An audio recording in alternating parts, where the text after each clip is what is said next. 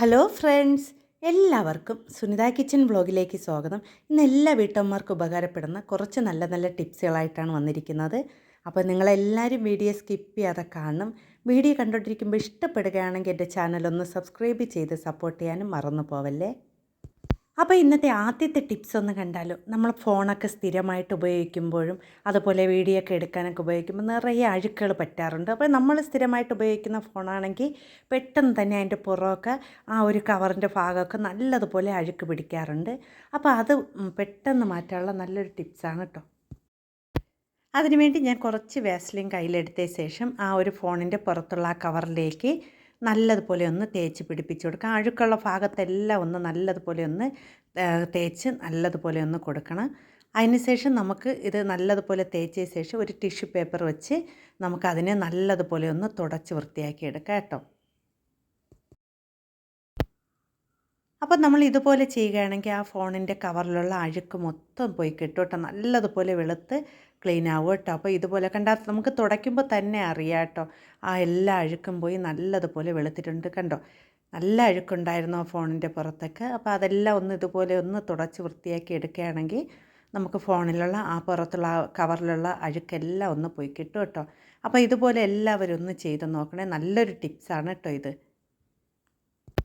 അപ്പോൾ നമുക്കിനി അടുത്ത വീഡിയോ ഒന്ന് കണ്ടാലും ഉണ്ണിയപ്പം ചട്ടി ഇല്ലാതെ നമുക്ക് വളരെ ഈസി ആയിട്ട് ഉണ്ണിയപ്പം വളരെ പെട്ടെന്ന് തന്നെ തയ്യാറാക്കിയെടുക്കാൻ പറ്റിയ നല്ലൊരു വീഡിയോ ആണ് കേട്ടോ.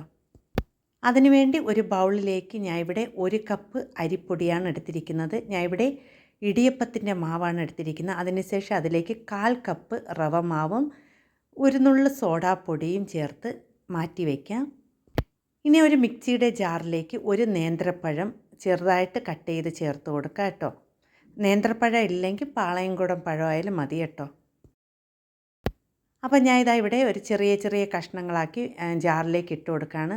നമ്മളിതുപോലെ ചെറിയ കഷ്ണങ്ങളാക്കി ഇട്ട് കൊടുക്കുമ്പോൾ പെട്ടെന്ന് തന്നെ അത് നല്ലതുപോലെ അരഞ്ഞ് കിട്ടും. ഇനി ഇതിലേക്ക് 1/4 ടീസ്പൂൺ അളവിൽ ഏലക്കപ്പൊടിയും കുറച്ച് വെള്ളവും ചേർത്ത് നല്ലതുപോലെ ഒന്ന് അരച്ചെടുക്കാം.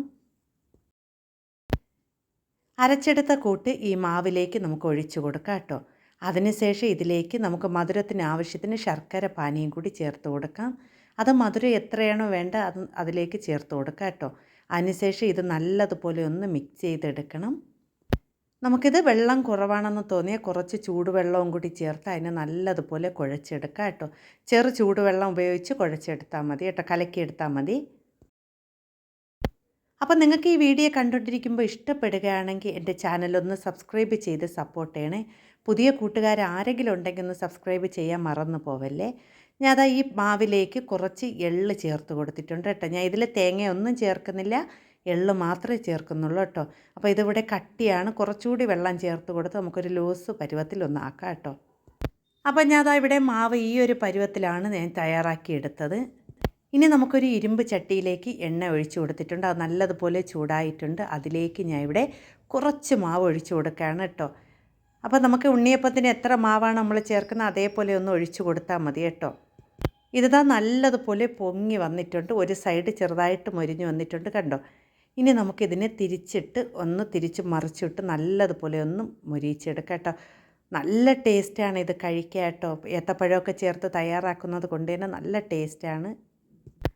അപ്പോൾ ഇതുപോലെ തന്നെ ബാക്കിയിരിക്കുന്ന മാവെല്ലാം ഞാൻ തയ്യാറാക്കി എടുക്കുന്നുണ്ട്. കുറച്ച് മാവ് ഒഴിച്ചാൽ മതി കേട്ടോ. നമ്മൾ കൂടിപ്പോയി കഴിഞ്ഞാൽ നമ്മൾ ആ ഉണ്ണിയപ്പത്തിൻ്റെ ഒരിത് കിട്ടില്ല. നമുക്ക് കുറച്ച് മാവ് മതി. ഇതാ ഇവിടെ വെന്തിട്ടുണ്ട് കണ്ടോ. നല്ല ടേസ്റ്റാണ് കഴിക്കാൻ. നല്ല കുണ്ടുമണി പോലെ കിട്ടിയിട്ടുണ്ട് കേട്ടോ.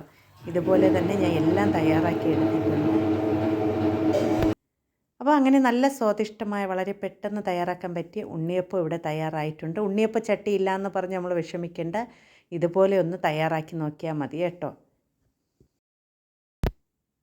അപ്പോൾ ഇനി അടുത്ത ടിപ്സ് ഒന്ന് കണ്ടാലോ. നമ്മൾ നാരങ്ങയൊക്കെ പിഴിയാൻ ഉപയോഗിക്കുന്ന ആ ഒരു കട്ടറില്ലേ, അത് ഉപയോഗിച്ചുള്ള ടിപ്സാണ് കേട്ടോ. നമ്മൾ മുട്ടയൊക്കെ മഞ്ഞയും വെള്ളയും വേർതിരിച്ചെടുക്കാൻ നമ്മൾ പല കാര്യങ്ങളും ചെയ്യാറുണ്ട്. അപ്പോൾ ഈ ഒരു കാര്യം കൂടി ചെയ്ത് നോക്കണം കേട്ടോ. അപ്പോൾ ഇനി നമുക്ക് ഒരു മുട്ട എടുത്ത് നമുക്ക് ഇതിലേക്ക് പൊട്ടിച്ചൊഴിച്ച് കൊടുക്കാം. അപ്പോൾ ഇങ്ങനെ ചെയ്യുകയാണെങ്കിൽ ആ മുട്ടയുടെ വെള്ളം എല്ലാം നമുക്ക് പാത്രത്തിലേക്ക് മാറ്റിയെടുക്കാൻ പറ്റും കേട്ടോ. ആ മഞ്ഞ മാത്രം നമുക്ക് അതിലേക്ക് എടുക്കാൻ പറ്റും കേട്ടോ. ഇത് നല്ലൊരു എളുപ്പ വിദ്യയാണ് കേട്ടോ. എല്ലാവരും ഒന്ന് ട്രൈ ചെയ്ത് നോക്കണേ. ഇനി അടുത്ത ടിപ്സ് ഒന്ന് കണ്ടാലോ. നമ്മൾ സ്ഥിരമായിട്ട് കണ്ണടയൊക്കെ യൂസ് ചെയ്യുന്ന ആളുകളാണെങ്കിൽ അതിൽ നിറയെ പൊടിയൊക്കെ അടിച്ച് അതിൽ നല്ലതുപോലെ മങ്ങൽ വരാറുണ്ട്. അപ്പോൾ അതിന് എളുപ്പത്തിന് തന്നെ നമുക്കത് വൃത്തിയാക്കാനുള്ള ടിപ്സാണ് കേട്ടോ. അതിനുവേണ്ടി നമ്മൾ ചെയ്യേണ്ട കുറച്ച് വാസലിൻ എടുത്ത് ആ കണ്ണടയിലേക്ക് ഒന്ന് തേച്ച് കൊടുത്തതിന് ശേഷം ആ ഒരു ഗ്ലാസ്സിലേക്ക് ഒന്ന് 2 സൈഡ് ഒന്ന് തേച്ച് കൊടുത്തതിന് ശേഷം നമ്മൾ ആ കണ്ണടയൊക്കെ വാങ്ങിക്കുമ്പോൾ കിട്ടുന്ന ആ ഒരു പഞ്ഞി പോലത്തെ തുണിയില്ലേ, അതുകൊണ്ട് ഒന്ന് തുടച്ചെടുത്താൽ മതി കേട്ടോ. പെട്ടെന്ന് തന്നെ നമുക്ക് അതിലുള്ള ആ പൊടിയും അഴുക്കെല്ലാം പോയി കിട്ടും. നല്ലതുപോലെ തെളിച്ചവും കിട്ടും കേട്ടോ.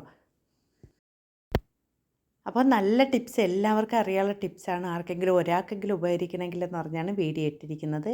അപ്പോൾ നിങ്ങൾക്ക് ഇന്നത്തെ കാണിച്ച എല്ലാ ടിപ്സുകളും ഇഷ്ടപ്പെട്ടെന്ന് കരുതുന്നു. വീഡിയോ ഇഷ്ടപ്പെട്ട ലൈക്ക് ചെയ്ത് സപ്പോർട്ട് ചെയ്യാനും മറന്നു പോവല്ലേ. നിങ്ങളുടെ വിലയേറിയ അഭിപ്രായങ്ങളും നിർദ്ദേശങ്ങളും എൻ്റെ കമൻറ്റ് ബോക്സിൽ കമൻറ്റ് അറിയിക്കാനും മറന്നു പോവല്ലേ. പുതിയ കൂട്ടുകാർ ആരെങ്കിലും എൻ്റെ വീഡിയോ കാണണമെങ്കിൽ ഒന്ന് സബ്സ്ക്രൈബ് ചെയ്ത് സപ്പോർട്ട് ചെയ്യണേ.